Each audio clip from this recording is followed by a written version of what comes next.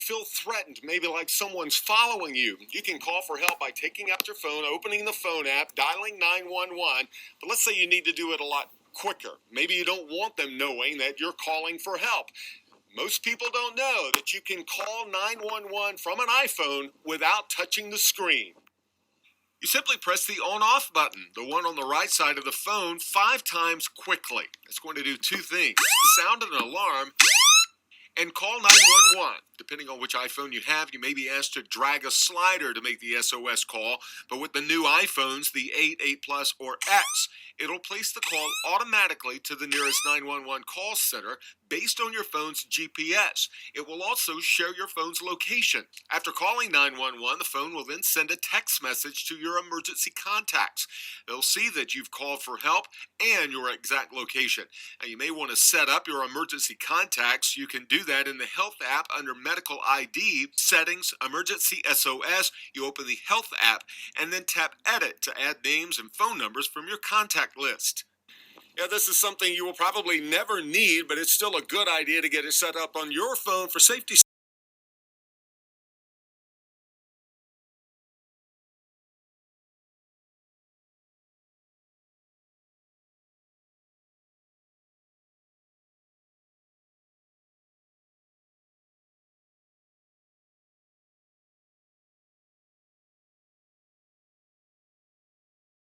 Over quickly some new features for iOS 17, the newest operating system for your iPhone. There's made some really nice changes. It's a fairly big update. Again, it's moving closer to what you see on your Mac. Apple is trying to merge the two experiences. So you can do some things like customizing your screen. So when people call you, you can choose which photo they want to see. You can send a call to voicemail and it will transcribe it in real time for you, so you know if it's somebody you really want to talk to. Your message apps are now in one place. You can even check in and to let your spouse or significant other know that you've arrived safely. There are some things that you can do as search as swiping right to reply to text messages. You can share your location with your family. If you'd like to use, and this is particularly if you have kids and stuff, they have a lot of new stickers and a lot of new emojis that you can use on your phone to liven up your messages. FaceTime has gone a few things. You can record a video message now if somebody misses your FaceTime call, so you can leave them a video voicemail. There are some things that you can do now with the camera, such as raising your hands and creating some nice backgrounds. Standby is really nice. I've used it before. You turn your iPhone on the side, and basically, as long as it's plugged in, it can become an alarm clock or show pictures or whatever you want. So it's really nice if you're traveling. Siri now is just Siri rather than Hey Siri. They've got some widgets that you can put on your phone, such as your time and temperature, and control a lot more things from just on your screen. AirDrop has undergone a lot of things. AirDrop is Apple's method of sending messages and photos and information wirelessly between two iPhones. So you can basically just touch the two phones together and you can share like your contact information with another person. You get to choose what you share, like the phone number or an email or whatever information or a photo. It's really nice. I've tried it. AirDrop, it transfers even if you set your phone down and walk away for a minute. So if you're sending a lot of information, you can share play, which is if you're again for younger people, if you want to touch the phones, you can watch the same videos and those kind of things. Journal. A lot of people like to write about their daily experiences. It's coming out later this fall, but it's a really nice way to share your experiences. We're finally making some corrections to autocorrect. If you know it tries to put in your information. Now it will show it to you. It's a lot more predictive. It learns how you type and what you're going to say, and you can just tap the space bar if you want to. It'll put in entire sentences or words for you. So it's a lot more predictive. Safari allows you to do a work and a home profile so that you don't get the two mixed up. It gives you faster results. Password and passkey sharing is really nice.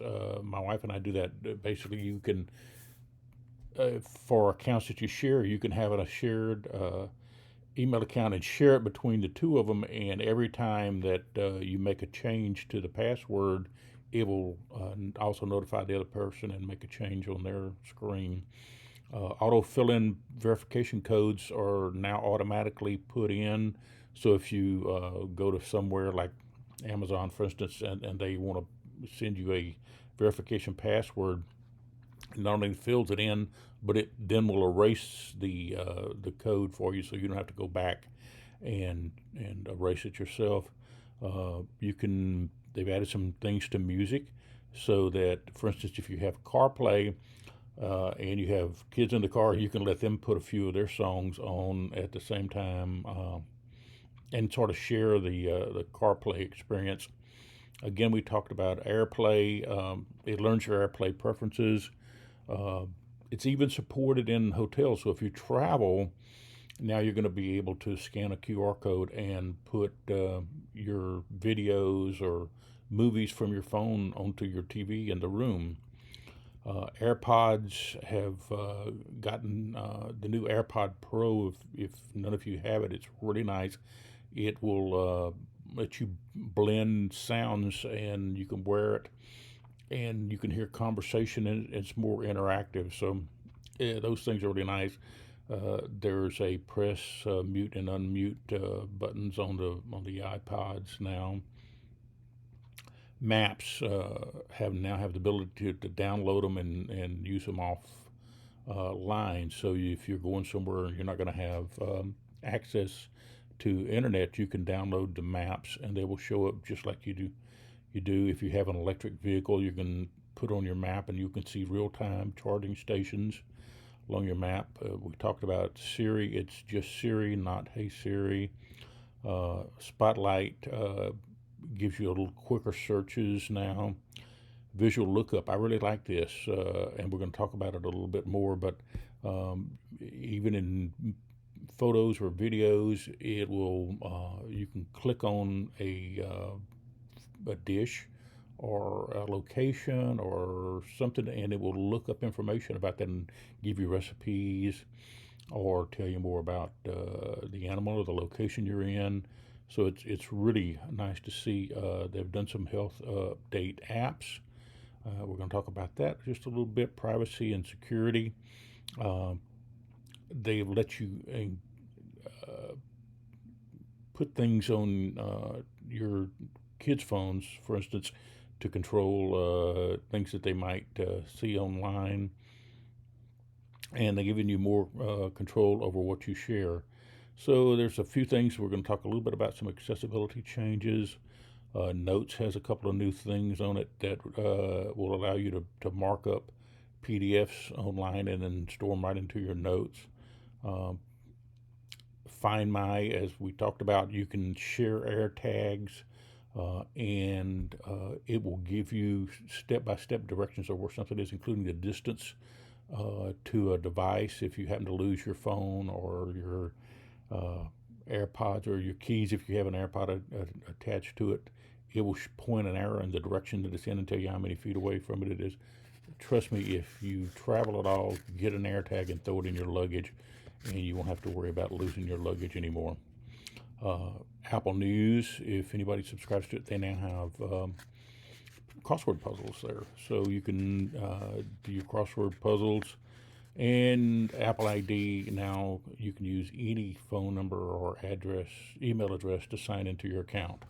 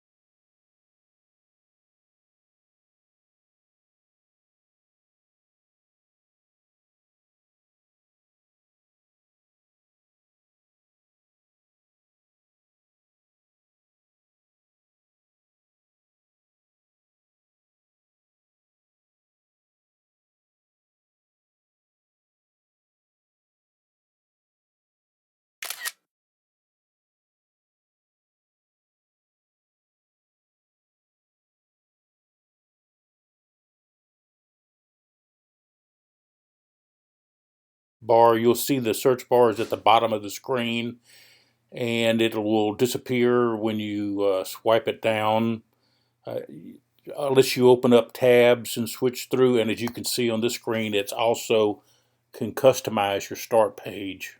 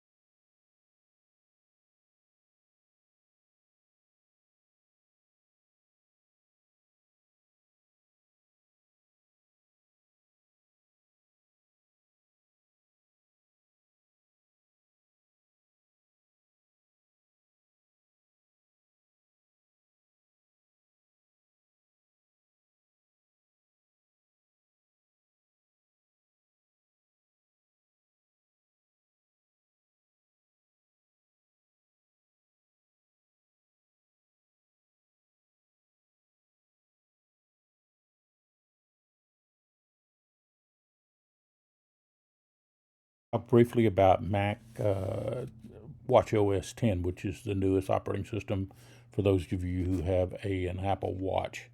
It's compatible with everything from a Apple Watch 4 on. A lot of updates on here. You're going to notice that it's very close to what you're seeing on your iPhone. It's all about the experience. They've added some new apps. If you have one of the newer watches, it's now got a little bit bigger screen on it. Really beautiful colors. They've got Smart Stack that they've added, which lets you put your widgets. So, for instance, if things like your exercise app and news and those kind of things, you just turn the crown and it will scroll through any open apps that you have. You can activate the control center by pressing the side button at any time.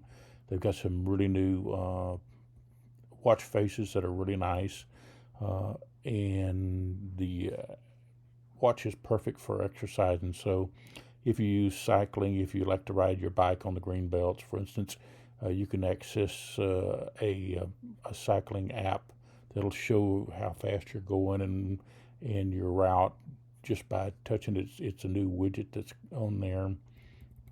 I'll also show you how long you can keep up a speed. It'll give you all the information about your workouts.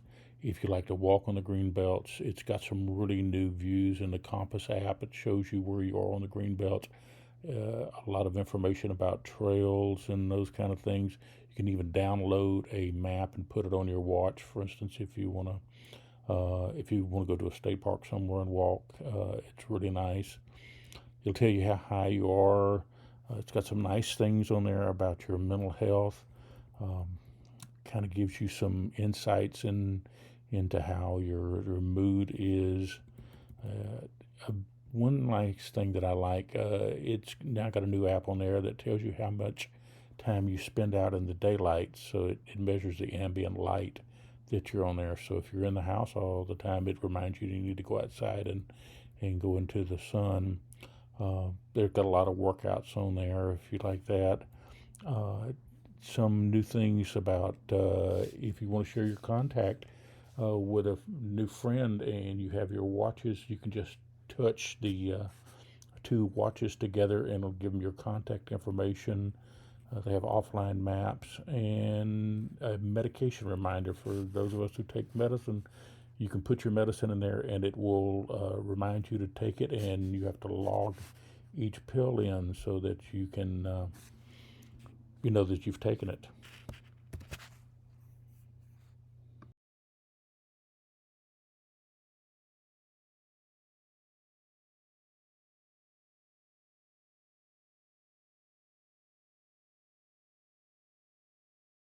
I'm going to show you how to do a check for a fibrillation and see if your heart's in sinus rhythm on your Apple Watch.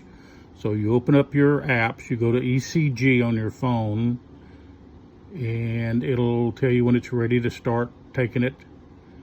You hold your finger on the crown for 30 seconds, and as you can see, it's checking my heartbeat.